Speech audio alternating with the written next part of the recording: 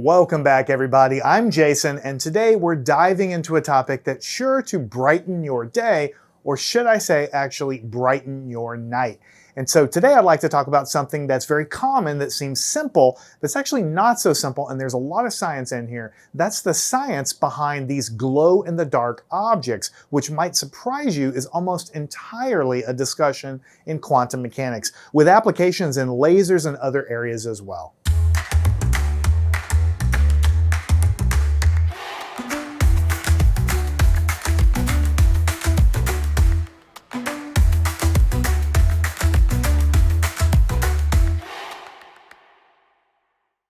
From the stars that glow in the dark on your ceiling to the hands of your watch, these glow-in-the-dark materials have been adding a touch of magic to our lives for years. But have you ever really wondered how they actually work? Is there some kind of free energy involved? I mean, it sort of seems like there is, right? Because they just glow without any power source or anything like that. And why can't we just make everything out of these glow-in-the-dark objects and get sort of free light all the time? Now, what I like about this is that sometimes things that might seem simple like this actually have some pretty cool science behind them. So let's jump right in.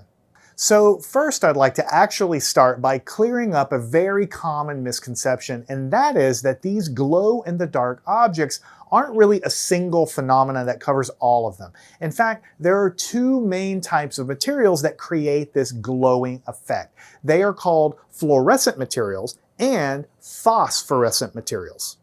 And while they might seem similar at first glance, they're actually operating on slightly different principles, even though the names are kind of similar. Now let's first start with fluorescent materials, because that's probably the word you've heard the most often. Now these are materials that absorb energy and immediately re-emit the energy as light. Now this process happens so quickly that the glow stops as soon as the energy source or the light source is removed or turned off. So I want you to think of those bright neon colors that seem to pop under a black light. That is fluorescence in action. If you've ever gone into a glow golf room or a glow-in-the-dark room, so to speak, sometimes you see them at arcades and other places. Usually they have what's called a black light, which is a light that emits some of the light visibly, but some of it is an ultraviolet wavelengths, which are photons that have higher energy than the visible light that you look at and see colors with every day. And so we're going to get into the details, but basically in one of those rooms, if you look usually at a very white color, like white shoelaces or white tennis shoes, they will have this eerie iridescent glow to it that looks a little bit unnatural. And that's because those materials are absorbing the ultraviolet wavelengths that are emitted in the black lights, and they're re-radiating in the visible in sort of a glow-in-the-dark way. That is fluorescence. The main thing I want you to realize if you've ever been into one of those rooms is it looks really cool when it's glowing in the dark, but as soon as you walk out of the room, or if you turn off that light, you stop the UV from hitting you, then the glowing action immediately stops. That is called fluorescence. Now let's compare and contrast that with what's called a phosphorescent material. It sounds similar, but it's a little bit different because this is what we think of when we think of a glow-in-the-dark object. Now these materials can absorb energy, but then instead of immediately releasing it, it slowly releases it over time, continuing to glow even after the energy source is removed. And that is why you can sort of charge up, for lack of a better word, these glow-in-the-dark stars that you might stick on your ceiling or things of this nature. And when you can go into a darkened room, you can enjoy their gentle glow even after the external light source is removed over some period of time. Now, right off the bat, you might be thinking, wait a minute, isn't this some kind of free energy? Does this violate the law of conservation of energy? After all, these objects seem to produce light out of nowhere, right? But fear not, the law of conservation of energy is still intact. In other words, they say in physics that the laws of physics are not suggestions, they're the law. In other words, they really can never be broken as far as we can tell. Now, when I was young, I thought they were kind of free energy as well. You can go charge one of these things up by holding it to a very bright light source, go in the closet, and for 20, 30, 40 minutes, they can still be glowing, but the glow slowly tapers off over time. And what I want to talk about is how does that actually work? There's a fair amount of quantum mechanics going on inside of those simple looking objects. So to dive a little bit deeper and really try to understand what's going on here, we need to go a little bit deeper into the world of atomic physics. So at the heart of both fluorescence and phosphorescence is a process called photoluminescence, right? So that's even a bigger word, photoluminescence.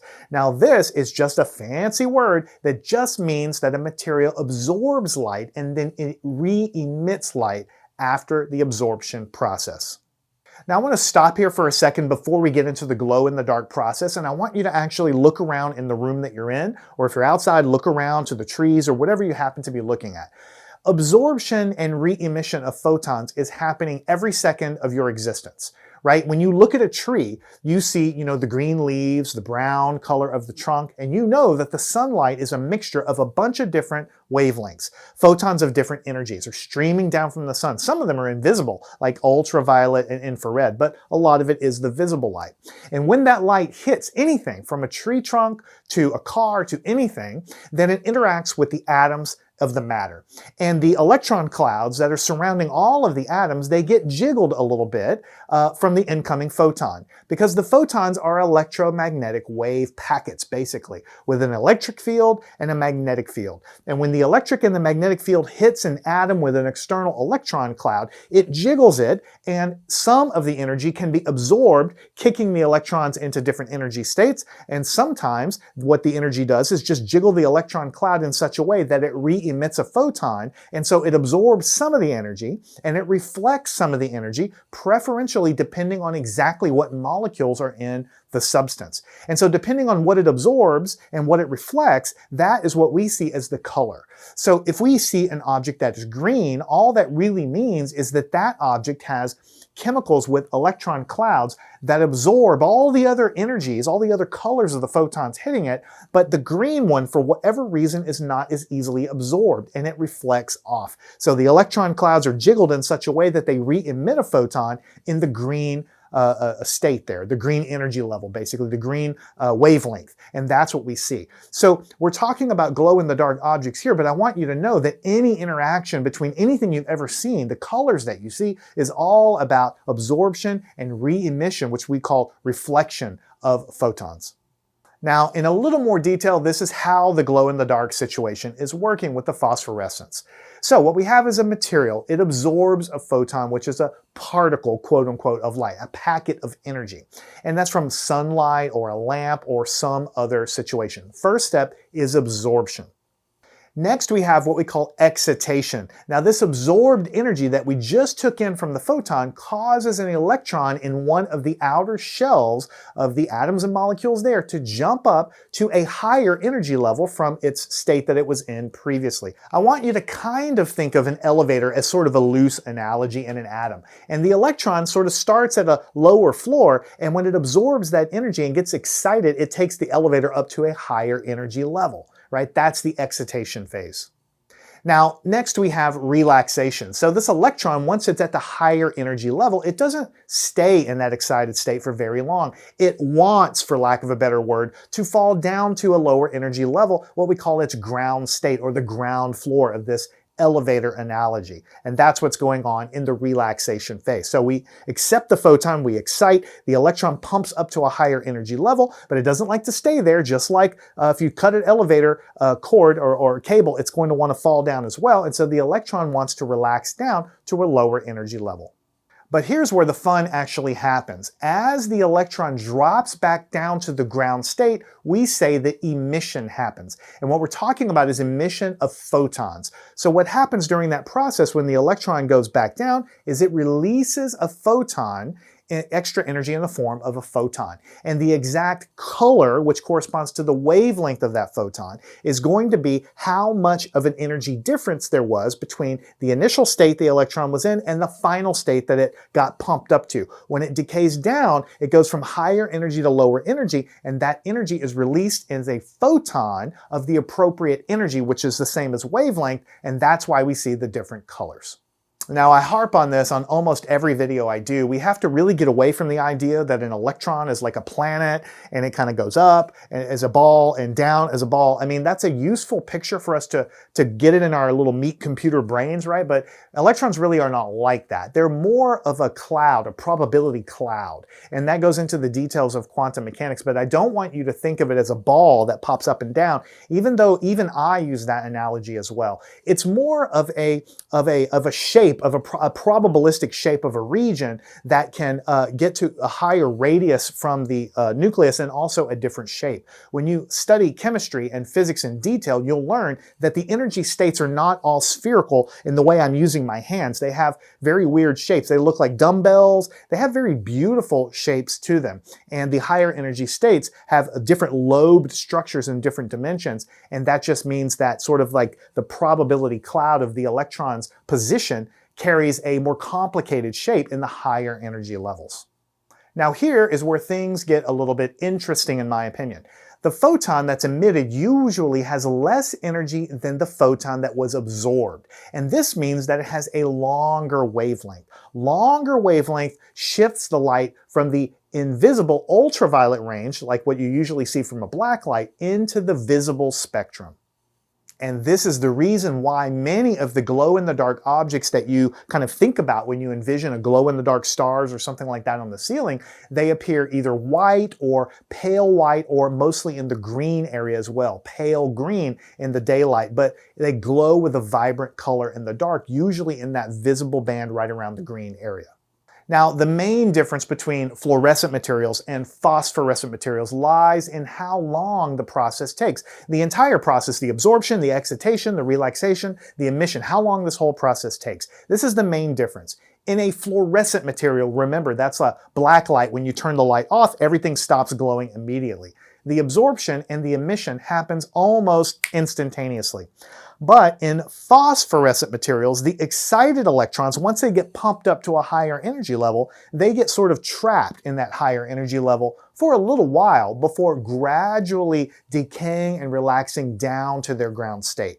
Now, this trapping effect is what allows the phosphorescent materials to actually continue to glow even after you turn the light source off. So you go outside, you charge it up, so to speak, you go in the closet, and it's gradually releasing energy over time because the actual transition gets sort of trapped in the higher energy level, and the whole process just takes longer to happen.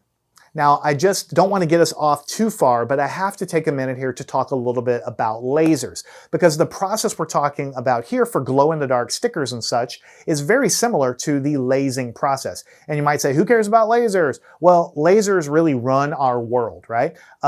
Communication satellites use lasers to bounce information around the planet very, very fast. Fiber optic cables under the ground carry most of your telephone and almost all of your internet signals. Lasers read information off of discs, optical discs. I can go on and on and on. Lasers obviously used for surgery, eye surgery, and even other parts of surgery in the body. I mean, lasers have totally changed our society, right? And lasers are a quantum effect. So the reason I'm bringing lasers up is because in a laser, it's a similar situation.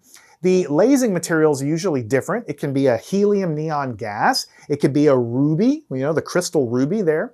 But what you want to do is you want to create what's called a population inversion in a laser. And what you want to do is you want to get a bunch of electrons in the lasing material to be in a highly excited state, just like in the glow-in-the-dark star. We go outside, we charge it up, we get a lot of them in the excited state, and then they gradually decay over time. In a laser, you want to get a lot of electrons, even more than the glow-in-the-dark object, to be in an excited state, but you want them to get trapped there. And so that goes into the details of how lasers are designed. You want to design the whatever the lasing material is in such a way that the electrons don't decay immediately, and you get what's called a population inversion. In most atoms, the electrons are very near the ground state. In a lasing material, you want the electrons to be pumped up and to stay up into what's called a metastable state. Now, it's only up there for a very small fraction of a second, but in electron terms, it's like an eternity. They just hang out up there. But the difference is, for the glow-in-the-dark star, you just look at it and slowly over time, they gradually decay and emit photons randomly. In a laser, what you want to do is you want to put that whole thing inside of an optical cavity.